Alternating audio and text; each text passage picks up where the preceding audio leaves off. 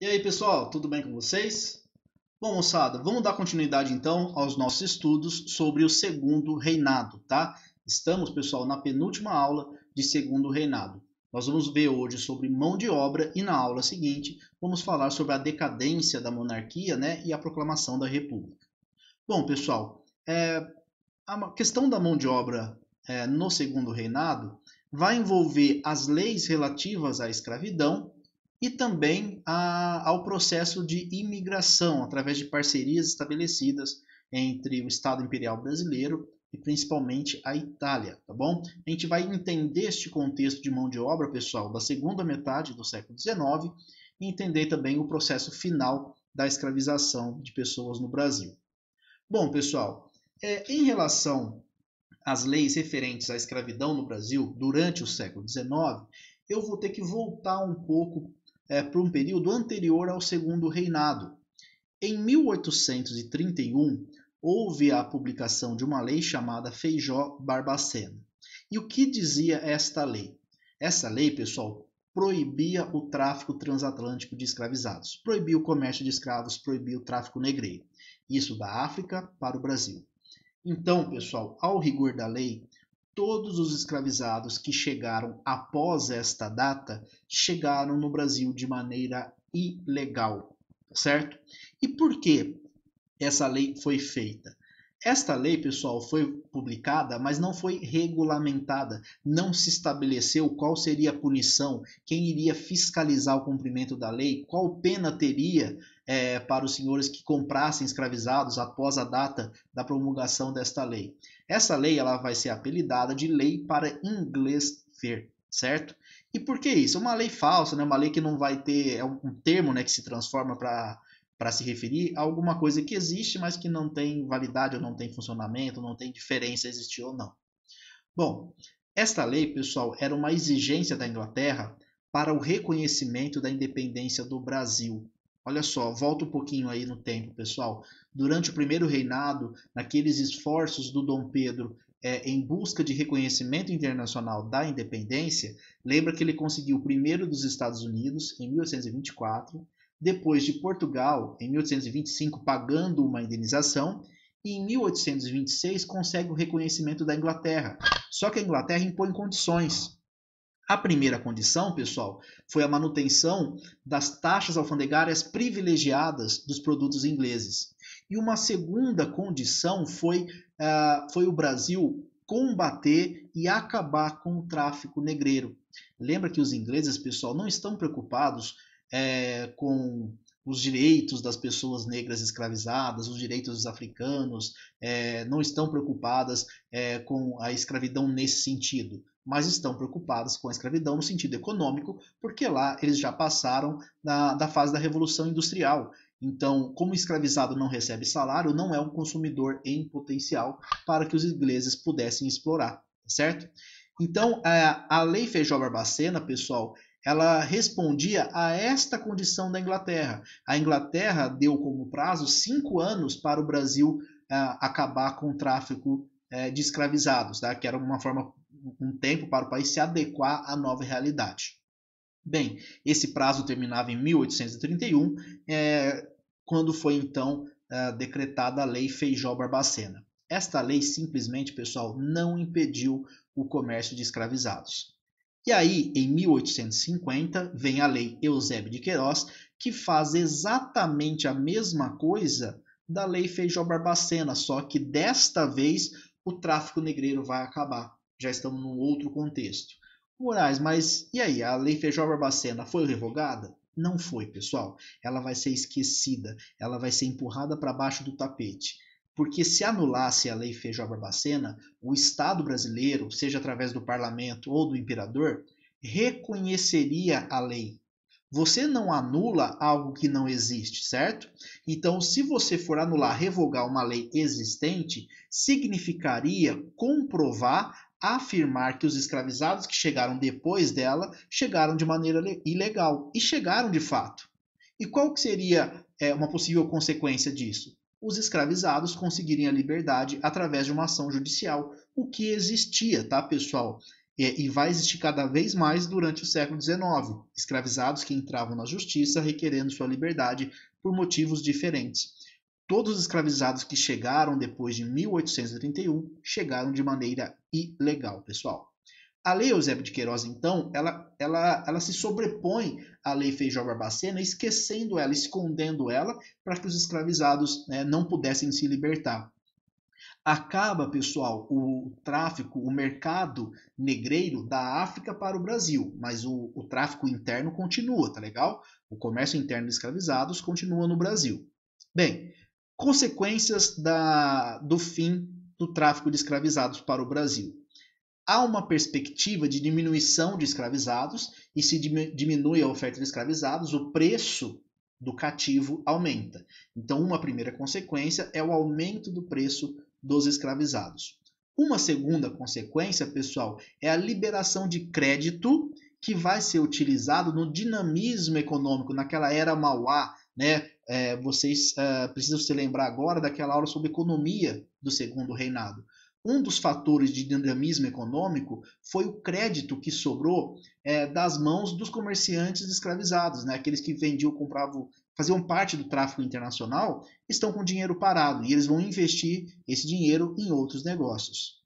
A partir da Eusébio de Queiroz, pessoal, há uma perspectiva mais clara no horizonte de faltar escravizados e, por isso, já há uma pressão sobre o governo brasileiro para começar a incentivar a vinda de imigrantes.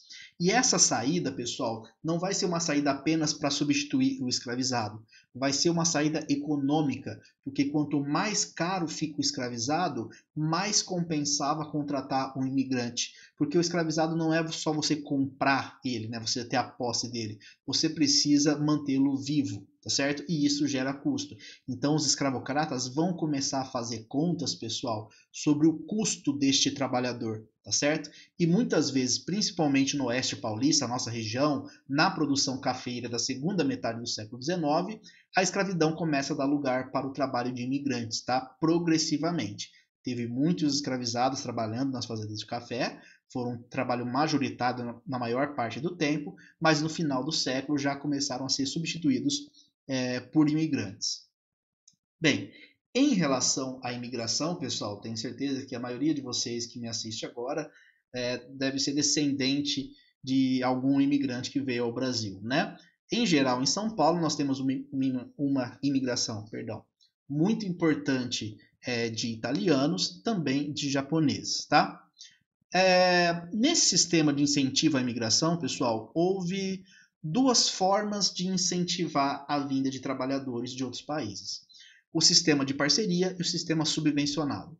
O sistema de parceria, pessoal, não funcionou. E por quê? Porque o fazendeiro que receberia imigrante, ele pagava os custos da viagem do imigrante da Europa, no caso a Itália, até o Brasil, e chegando ao Brasil do Porto de Santos ou Rio de Janeiro até a fazenda. Então o imigrante, quando ele chegava na fazenda, já chegava com uma dívida. E veja bem, eles estão saindo do seu país de origem, pessoal, porque estão com dificuldades econômicas lá. Não vem nenhum milionário para o Brasil tentar a sorte, ser aventureiro, né? Quero levar uma vida hippie. Não, tá? Eles estão com dificuldades econômicas e vêm aqui para melhorar de vida. A intenção, a perspectiva do imigrante, pessoal, é conseguir dinheiro para comprar e trabalhar a sua própria terra, tá certo?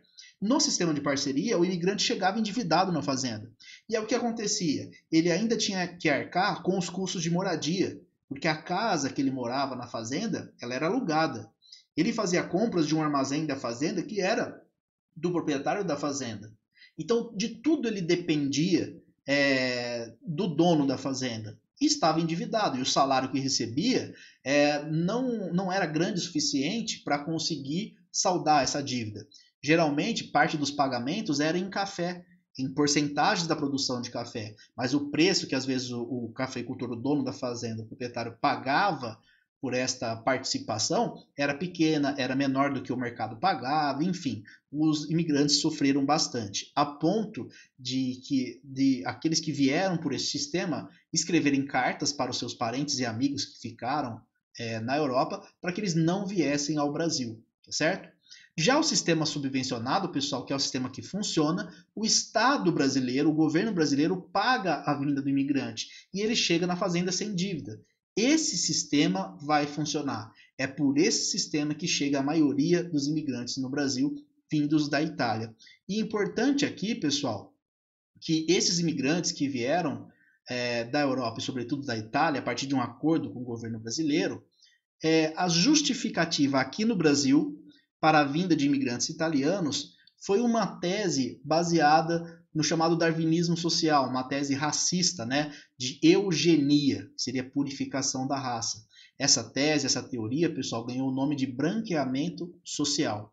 É importante vocês se lembrarem disso, né? Este quadro, esta obra, pessoal, fez parte de uma pergunta do Enem, né? E estava exigindo exatamente que o vestibulando soubesse essa teoria, né, do branqueamento racial. Mostra uma senhora, né, provavelmente a avó da criança, negra, a mãe mais branca, né, mais ainda uma mistura do branco com o negro, a mãe mais com a pele mais clara, e o bebezinho no colo da mãe nasce totalmente branco. E parece que a avó, né, agradece aos céus esse processo de branqueamento.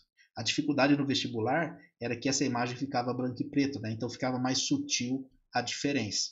Bem, essa tese, pessoal, do branqueamento racial, ela fazia parte de um contexto de uma pseudociência chamada darwinismo social, tá certo? Esse darwinismo social, pessoal, essa teoria, essa pseudociência, ela vai servir de base para as ações imperialistas da Europa, na África e na Ásia no século XIX. Ela vai servir de base para essa teoria também do século XIX no Brasil, a teoria do branqueamento social. Essa teoria dizia que o brasileiro, devido a ser um produto, um resultado da mistura de negros, índios e europeus, ele tinha uma qualidade inferior, uma qualidade social inferior, e por isso que o Brasil era um país atrasado. Eles diziam que a vinda de imigrantes brancos aumentaria as qualidades sociais dos moradores, dos habitantes do Brasil, certo? E o darwinismo social, pessoal, também vai ser base para teses eugênicas do século XX, incluindo aqui o nazismo. Tá legal? E aí, pessoal, tem algo importante aqui, que a gente vai falar de uma lei um pouco fora do tema sobre as leis da escravidão, mas que tem absolutamente tudo a ver com a Lei Eusébio de Queiroz, que foi a Lei de Terras de 1850. Percebam que ela é decretada, pessoal, no mesmo ano da Lei Eusébio de Queiroz e é praticamente uma lei complementar. Vou explicar o contexto. O que o governo, o Estado brasileiro, através do seu parlamento, o que o parlamento está projetando? O que os deputados, lembrem-se que eles são parte da elite econômica escravocrata do Brasil, o que eles estão projetando para o futuro? A diminuição da mão de obra escravizada. Então, há uma preocupação na falta de mão de obra, por isso vai se incentivar a vinda de imigrantes, só que, como se sabe, o imigrante que vem ao Brasil, eu já disse isso, eles vêm com a expectativa de melhorar a sua condição de vida, tá certo? Então, a expectativa é que esse imigrante consiga melhorar a situação que ele tinha no país de origem, e que logo que ele conseguisse um dinheiro, ele comprasse uma terra para trabalhar para si mesmo.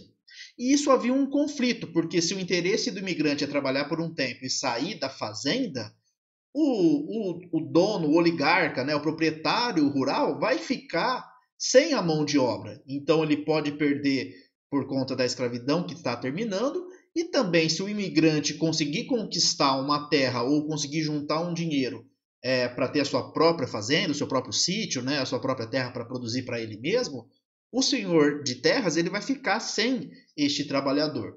Aí que entra a lei de terras, pessoal.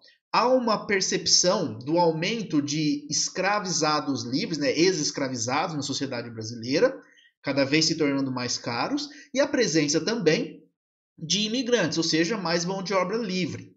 Essas mão de obras que seriam livres, pessoal, teriam a possibilidade de adquirir terras. A lei de terras, pessoal, ela estabelece o fim da doação das terras devolutas no Brasil. Terras devolutas, pessoal, eram terras que pertenciam ao Estado brasileiro, ao Estado imperial. Então, não poderia mais ter transmissão de terras do Estado para uma pessoa, para um particular. É claro que a doação de pai para filho, isso aí continua, tudo bem? Mas o Estado não poderia mais fazer doação de terras. Acabava aqui, pessoal, oficialmente, o sistema de sesmarias, que é lá do período colonial. Tá legal? Bem, a aquisição seria apenas pela compra. E é claro, pessoal, que para comprar você precisa delimitar a sua terra. E existe aqui um grande esforço do Estado Imperial na delimitação dos territórios, que nunca termina, na verdade. Ela nunca é efetivamente implementada. Onde termina uma propriedade, começa a outra, né? Onde termina de um particular e começa do Estado. Já desde o século XIX, até antes, pessoal, surgem aí as práticas ilegais de domínio de terras do Estado, ou terras que não são de ninguém, entre aspas, tá? Depois isso vai receber o nome de grilagem de terras. É um dos problemas fundiários do Brasil. E qual que era a intenção da lei de terras, pessoal? Ao estabelecer que a aquisição de terras se dá apenas pela compra, imediatamente o valor das terras para a compra se elevam. Por quê? Imagina que você vai fazer um loteamento de terra na sua cidade para vender e ao lado do seu loteamento, o Estado, representado pela prefeitura, doa o terreno de graça para quem ele quiser. Como que você vai poder cobrar um valor mais alto se ao lado tem uma terra que é gratuita? Tá percebendo? Agora, se estabelece a obrigação da venda das terras, pessoal, automaticamente os preços sobem. E o que isso tem a ver com a mão de obra? Quanto mais caro for o acesso à terra, mais tempo os trabalhadores livres vão ter que trabalhar para conseguir comprar, tá certo? Isso vai ser praticamente impossível para eles, tá bom, pessoal? Vai demorar muito para isso acontecer e vai acontecer com a minoria ou dos imigrantes ou com quase nenhum dos ex-escravizados. O objetivo desta lei de terras, pessoal, lembre-se disso, é dificultar o acesso à terra para essa mão de obra livre que projeta-se, e essa projeção ela se cumpre, tá, pessoal? Essa mão de obra livre que vai aumentar no Brasil, vai passar a ter mais gente livre trabalhando no Brasil, tá legal? É muito importante ligar a lei de terras à lei Eusébio de Queiroz, tá certo, moçada? Sobre o movimento abolicionista, né? Então nós tivemos a lei Eusébio de Queiroz e a próxima lei que nós vamos estudar, pessoal, é a lei do ventre livre. Então, a lei Eusébio de Queiroz de 1850 e a lei do ventre livre em 1871. Nesse intervalo, nós tivemos a Guerra do Paraguai, quando o tema da abolição da escravidão ficou em suspensão por algum momento, porque o país estava envolvido nesta guerra.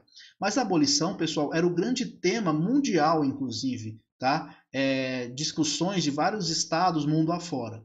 No Brasil, este movimento, pessoal, o movimento abolicionista, o movimento pela abolição, ganha força logo após a Guerra do Paraguai. E vai haver, pessoal, uma confluência de interesses entre o movimento republicano e o movimento abolicionista, porque se identificou claramente que a escravidão era uma das bases do Estado Imperial brasileiro, da monarquia brasileira.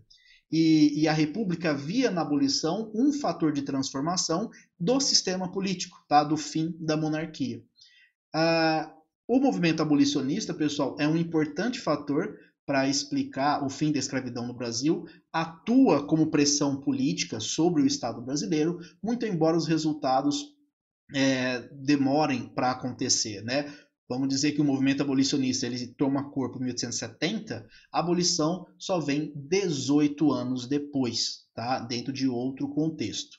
Mas, enfim, é importante salientar a luta dos abolicionistas e, dentre esses, a luta de pessoas escravizadas pela abolição. Trago para vocês aqui algumas dessas lideranças negras escravizadas pela abolição. A Luísa Marim, a Dandara e a Coltune, né, as mulheres escravizadas que lutaram contra a escravidão, e o André Rebouças, Luiz Gama e José do Patrocínio, negros que também lutaram pela abolição, apresentando projetos de abolição. A abolição, pessoal, não tem uma forma só de se fazer.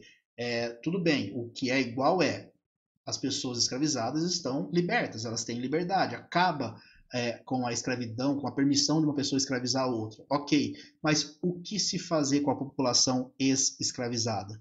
Tá? Este é o X da questão. Tá? O André Rebouças, por exemplo, apresentou um projeto em que fossem criadas escolas, oficinas para que as pessoas ex-escravizadas aprendessem algum ofício, tivessem alguma instrução para participar do mercado de trabalho que o momento do final do século XIX exigia, que é o momento de segunda revolução industrial na Europa, pessoal, e de um dinamismo econômico cada vez maior mundo afora. Os escravizados não teriam condições de participar deste mercado. Por isso, André Rebouças se preocupava com a questão da instrução, da educação dos ex-escravizados. Luiz Gama também atuava como rábulo, advogado, tá? Na cidade de Campinas, São Paulo, chegou a atuar no Rio de Janeiro também. Um forte combatente da escravidão, né? Chegou a dizer que qualquer escravizado que mata o seu senhor o faz em legítima defesa sempre. Olha que interessante esse pensamento, né, pessoal? Sempre quando um escravizado mata o seu senhor, segundo Luiz Gama, é sempre em legítima defesa. Claro, ele é escravizado, né? Uma pessoa, quem cometeu a violência foi aquele que escravizou, que comprou a uma pessoa escravizada, tá certo? Bom, moçada, continuando então com as leis de escravidão, a Lei do Ventre Livre de 1871, também chamada de Lei Rio Branco, ela, como o nome diz, libertava os filhos das escravizadas a partir desta data. Só que ela impunha condições, pessoal. Veja que a escravidão ela vai acabando, mas a decisão acaba sempre na mão dos donos dos escravizados. A lei do ventre livre libertava os filhos das escravizadas, só que quem decidia era o senhor dela, porque ele poderia libertar a criança com 8 anos de idade e receber do Estado um pagamento por esse escravo que ele estava libertando. Ou então ele podia optar em continuar com o trabalho desta criança até ela completar 21 anos de idade, quando ela seria então libertada, e aí o senhor não receberia indenização em dinheiro. Na verdade, o trabalho desta criança dos 8 aos 21 anos foi o pagamento dessa indenização que ele teria recebido se tivesse libertado com 8 anos. Deu para entender, pessoal? Você liberta a escravidão, você dá mais um passo em direção à abolição da escravidão, no entanto, o poder de decisão continua nas mãos dos senhores de escravizados. Tá legal? A Lei Saraiva, pessoal, vou dar um tempinho aqui em leis de escravidão, mas ela é importante para a gente entender a política do Brasil nesse período e na República, no começo da República. A Lei Saraiva, pessoal, era uma reforma eleitoral. Mas o que isso tem a ver com escravidão? Tem muito a ver, pessoal, não só com escravidão, mas também com a imigração. Pela primeira vez no Brasil surgiu o título de eleitor. Eleições diretas para escolher deputados e senadores, mantém o critério de ter riqueza para poder votar, o critério censitário, mas aquilo que vai retirar boa parte do direito das pessoas votarem foi a exigência da alfabetização. Analfabetos ficaram proibidos de votar. E aí, pessoal, você excluía a maior parte da população brasileira. O analfabetismo no Brasil chegava perto de 80% da população. Você retira as mulheres que não tinham direito a voto, nem se pensava em dar direito a voto para a mulher nesse período.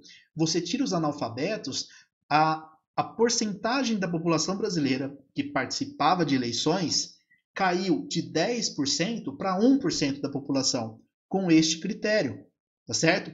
Era uma forma, pessoal, de excluir ex-escravizados, pessoas que estavam ganhando a liberdade no final do século XIX, e excluir também imigrantes que não sabiam a língua brasileira, tá? Não sabiam o idioma brasileiro. Há uma discussão, tá, pessoal? Não é coisas tão simples, tá bom? Há uma discussão do que é considerado analfabetismo. A pessoa tem que saber escrever o nome, tem que saber escrever uma frase, tem que saber interpretar. E isso era objeto de discussões no parlamento brasileiro, dos deputados que eram contrários a este critério e deputados que eram a favor deste critério, dizendo que uma pessoa que não sabe escrever, não sabe ler, não pode assumir a responsabilidade de transformação no país. Mas aqui, pessoal, a questão é por que somente neste momento impõem esse critério? A preocupação, pessoal, não era com os rumos do Brasil, mas em retirar a cidadania ou a possibilidade de cidadania dessas pessoas que estavam se libertando ou dos imigrantes que estavam chegando ao Brasil. Tá legal? Derruba-se a participação eleitoral com este critério da alfabetização. Bem, pessoal, seguindo aqui nas leis de escravidão, nós temos a lei dos sexagenários, tá? A lei Saraiva-Cotegipe, o nome oficial dela, apelidada de Lei da Gargalhada Nacional. Por que gargalhada? Por que risada? Porque poucos escravizados chegavam aos 60 anos, tá? A expectativa dos escravizados era uma expectativa de vida muito menor do que isso. E ainda assim, pessoal, esta lei instituía uma indenização aos proprietários de escravizados. Olha só, de novo, pessoal, os escravocratas não saem com a mão abanando. Os escravizados com 60 anos ou mais teriam direito à liberdade. Ou eles pagam uma indenização para o senhor, referente ao seu valor como mercadoria. Lembra que os escravizados são tratados como mercadorias. Ou então esse escravizado tem que trabalhar 3 anos a mais para esse senhor, ou até ele completar 65 anos, tá? Pessoal, poucos chegavam aos 60, menos ainda aos 65, menos ainda passavam disso, certo? Então, assim, mais um passo em direção à abolição, mas muito tímido. Quando a abolição aqui, pessoal, não já estava no horizonte como senhores de escravizados, fazendo aquelas contas que eu disse no começo da aula, já verificavam que saía mais barato libertar o escravizado e recontratá-lo como trabalhador, ganhando um salário miserável, do que mantê-lo como escravizado na fazenda. O custo de manutenção era muito maior do que o salário que se pagasse libertando aquele escravizado, tá certo? O fim da escravidão aqui era iminente, tá? Faltava só oficializar essa condição. E essa oficialização, pessoal, veio com a Lei Áurea, em 1888, 13 de maio de 1888. Abole-se a escravidão, pessoal, sendo o último país do continente americano a fazer isso. E a novidade aqui da Lei Áurea, pessoal, para os escravocratas, era que não houve pagamento de indenização pela libertação dos escravizados. E isso vai ter um reflexo político, porque os escravocratas passam de apoio da monarquia para oposição à monarquia. E lembra-se que a proclamação da República vem em 1889, novembro de 89, um ano e meio mais ou menos após a abolição, tá certo? A Lei Áurea, pessoal, em si, foi muito mais uma medida política do que uma medida social da princesa Isabel, tentando evitar ou diminuir a tensão política, principalmente pela oposição dos republicanos, né, aqueles que queriam o fim da monarquia. A princesa Isabel tentava ali adaptar algumas exigências dos republicanos para o período imperial ainda. Como eu acabei de dizer, moçada, na assinatura da Lei Áurea, a maioria dos escravizados já haviam sido libertados no Brasil. Em algumas cidades ou estados, tá, províncias na época, essas cidades já tinham abolido a escravidão internamente. Eram as chamadas cidades redimidas, ou então províncias redimidas. Aboliram a escravidão daquele lugar, tá certo? O fim da escravidão, então, ele oficializa uma situação que já existia. E não houve, pessoal, aqui a gente entende como não é uma política social, não é uma medida social. Não houve qualquer preocupação com o futuro desses ex-escravizados. Tá? Não houve escola para eles, não houve instrução para eles, não houve alguma garantia de que eles tivessem dignidade ao trabalhar. Para quem? Para as mesmas pessoas que os possuíam como escravizados antes da Lei Áurea. Porque veja bem, pessoal, na escravidão do Brasil, né, de mais de 300 anos, os escravizados eles trabalhavam sem receber por isso, correto? E eles, justo por esse trabalho dos escravizados, eles acumularam riquezas para outras pessoas, para uma minoria da população brasileira. E essas pessoas que trabalhavam a vida inteira acumulando patrimônio para outras pessoas se veem livres para fazer o seu patrimônio. Só que agora, pessoal, ela já passou uma vida produzindo patrimônio para outra pessoa, ela sai no 0 a 0. E aí o que os brancos, né, aqueles que têm o poder da lei, vão dizer: vai lá e agora caia no mercado, né? Agora depende de você. Vem com um papo furado da meritocracia, né? Como, pessoal? Para onde ele vai correr? Ele tem zero. Mesmo tendo trabalhado a vida toda, ele sai no zero agora, para competir com aquele que já tem muito. Já tem um patrimônio que foi produzido graças ao trabalho desse escravizado, que agora tem zero. Tá certo? Onde ele vai morar? Que trabalho que ele vai ter? A quem ele vai recorrer para ter trabalho? Porque agora ele precisa comprar comida, ele precisa ter dinheiro para fazer sua casa, para ter moradia, para ter sua roupa, para ter tudo. E a quem ele vai recorrer para ter emprego? Para aqueles que acumularam dinheiro e patrimônio utilizando a escravidão. E esse é o problema. Essa desigualdade, pessoal, se mantém pós-escravidão. E é o que se reflete no problema social e racial no Brasil. Por isso que eu falo que a nossa desigualdade, pessoal, social, ela tem forte componente racial. A maioria das pessoas pobres no Brasil são negras, a maioria dos negros são pobres. Isso não é coincidência, isso não vem do além. Isso vem dos processos históricos passados, certo? Bom, pessoal, então essa foi a aula sobre mão de obra no segundo reinado. Espero que vocês tenham aproveitado. Fico à disposição para tirar as suas dúvidas, tá legal? Uma ótima semana para vocês. A gente se vê semana que vem. Até mais.